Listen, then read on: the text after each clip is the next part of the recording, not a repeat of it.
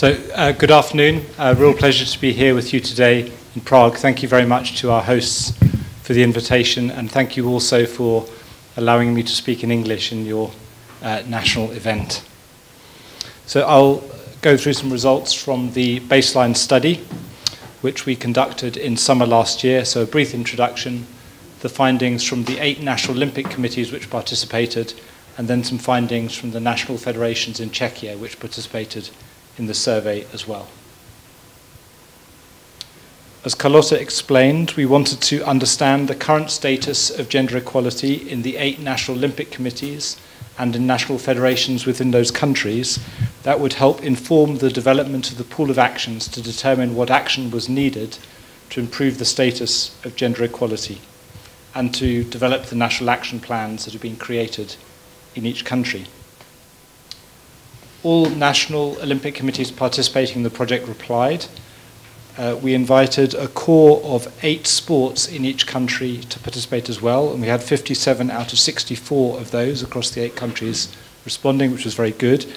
But the Czech Republic, in contrast to other countries, Czechia, I should say, forgive me, sent out the survey to all of the member federations, and we had a great response, 39, 27 in Olympic sports and 12 in other sports, so really helpful in terms of understanding the picture within the country.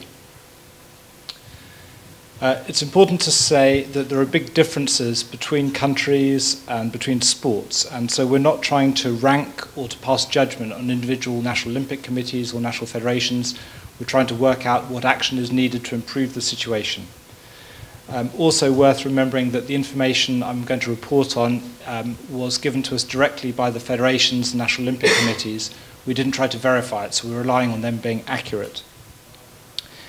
In fact, the national Olympic committees vary quite a lot in their role and remit within countries. It does vary significantly, so direct comparisons are not really appropriate. However, overall, I would say there were no enormous surprises. We probably found more or less what we expected to see, and that perhaps validates the findings. So we'll start with the 8 national Olympic committees. We found that all of the national Olympic committees had a large majority of men participating in the General Assembly with voting rights. And in 6 of the 8 countries, including Czechia, women comprised between 8 and 20% of the voting numbers, so quite a low percentage. Latvia was a bit higher. In Germany, they didn't provide figures. The German NOC has a much wider remit than many other NOCs. So a large majority of men on the General Assemblies.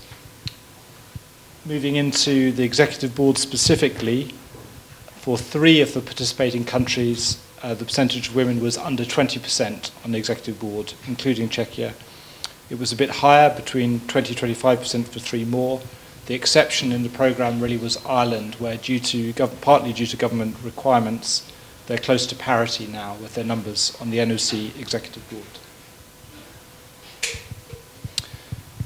Term limits are an important factor for gender equality, because if you have term limits restricting the length of time people can serve on a board, then it will ensure a certain level of turnover. So it creates opportunities and new vacancies. So we looked at that within the questionnaire. 4 of the 8 national Olympic committees had term limits for the president. Some of them had limits for time on the executive board as a whole. Greece was unique in having an age limit as well. And one NOC in Ireland has open recruitment for some board positions, so not only elected positions, but some which are recruited on the basis of skills. Moving on to staff, we heard from the Secretary General earlier how Czechia has relatively balanced numbers in terms of staff on the NOC, and that came through in the survey where we saw, and this was July last year, so it may be out of date, but there were more women than men in the NOC staff in Czechia. Germany was much larger than the others, that's no real surprise. We generally found reasonable balance in terms of numbers, men and women among the staff, but across most of the countries there were more men than women in management roles. How you define a management role varies, and it may be that Czechia was an outlier in being more balanced than some others. We asked about types of initiatives which are in place to help women achieve leadership and decision-making positions within sports organizations. And across the 8 NOCs, we found that a number had support networks, networking opportunities, mentoring programs, career transitions, so for female athletes moving into management, administration, coaching roles, and so on. So Czechia, similar to other participating countries in that regard. Another important topic is about how budget decisions impact on gender equality. We found 4 of the NOCs had some type of system in place. A common one that we often see is a rule requiring an equal allocation in elite athlete development for men and for women. And we saw that in 2 of the participating countries, not in Czechia. Thinking about the employees, in relation to maternity and paternity, most of the participating countries had some sort of scheme for flexible part-time working, remote working, slightly different depending on national legislation as well. The portrayal of women in sport is a very important factor, and the International Olympic Committee has a document called Portrayal Guidelines about gender equal, fair and inclusive representation, so how women are represented in sports media, online, in broadcast, in print. And we had 3 of the participating countries, including Czechia, which used the IOC guidelines, and in fact they've been translated into Czech, which is obviously helpful, and a couple of countries which had their own guidelines they had developed.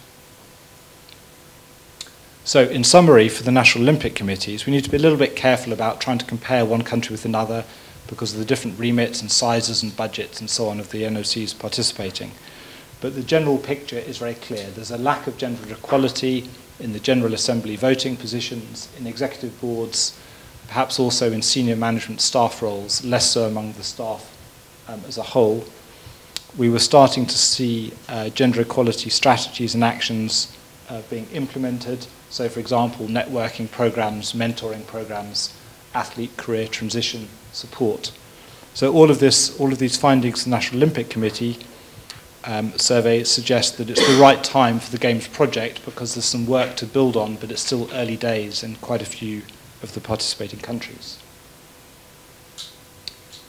I'll now just tell you a little bit more about the findings from the national federations in Czechia itself. So 39 responses, which I say was far more than any other country participating. 21 Summer Olympic sports, 6 Winter Olympic sports, and 12 non-Olympic sports. So, a pretty good spread. Out of 21 national federations which provided numbers, 19 had a large male majority among General Assembly voters. Sometimes it was as much as 3-to-1 or more male to female ratio. Not many exceptions. Not all of the national federations could provide numbers. Some said, well, actually, the delegates are selected by the clubs and we don't necessarily keep records. Looking at executive boards, 33 out of 36 sports that provided numbers had more men than women. And the exceptions, interestingly, were sports which have a more female culture, perhaps. So gymnastics, sport cheer, and figure skating. 17 national federations had an all-male board, so no women at all at executive board level. And board sizes vary, but 5 to 11 is about the most common sort of size. Looking at term limits, more than 30 out of the 39 responding national federations did not have term limits, and we've seen that this tends to follow very much a national picture. So in some countries, everyone has term limits, in other countries they don't. It wasn't always clear in every case from the response, and most often the elected terms tend to be 4 years, particularly in Olympic sports. Regarding staff numbers, there are a few federations which are much bigger than all the rest, and this is very common across other countries as well. So football, well over 100 staff, athletics 69, floorball 51, ice hockey 33, otherwise no more than 20 staff according to the survey, and the majority had between 1 and 10 staff. And we actually had 3 which are all volunteer. And these sorts of numbers would be typical across many countries in many parts of the world. National federations are quite small organizations. Staffing numbers are often quite balanced when you only have a handful of staff. The larger national federations tended to have more men than women and more men in senior positions. We asked about initiatives to support women achieving leadership roles in sport, and there weren't very many that were cited. This was from a checklist you could choose from, but those we saw most often were support networks and programs specifically for women, mentoring programs, career transition again for female athletes, and some other areas as well. Regarding gender budgeting, so 11 of the 39 sports mentioned that they had rules to ensure equal investment in men and women for elite athlete development. Probably among those 39 sports, there are some that don't have an elite athlete program at all, so you'd have to think about that in a different way. Regarding support for maternity and paternity, obviously linked to national legislation, but we had a number of national federations that mentioned flexible part-time working, remote working, more for women than men, as far as we could see. And there were 2 that offered job shares, so that's where 2 people both work part-time covering the same role. 8 of the national federations mentioned using the IOC guidelines for portrayal or had their own, and 5 of the sports had identified a specific contact for gender equality, whether it be a committee member, a board member, or a staff member. So to summarise the findings for national federations, and thinking also about the responses we had from other countries, there tends to be a male majority in the General Assembly and in the Executive Board. We see that very consistently. The national context is important in terms of legislation, but also in terms of trends, for example, on term limits. We do see some patterns between national federations in the same sport across multiple countries. So, for example, gymnastics tends to be more balanced between female and male, but it's usually poorly resourced with very few members of staff. In athletics and tennis, the International Federation and the European Federation have been quite active in promoting gender equality, and that's had a certain effect on those federations within multiple countries. We noticed in football and basketball across multiple countries, they tend to be very male-dominated, and there's a long way to go on gender equality there. We do see the start of initiatives and strategies for different national sports organisations in areas such as networking, leadership courses for women, and mentoring programmes. So all in all, we see there's definitely a need for the Games project, and hopefully it's the right time because people are starting to think about what are the types of action we need to take in order to improve the situation for gender equality. So thank you very much for your attention.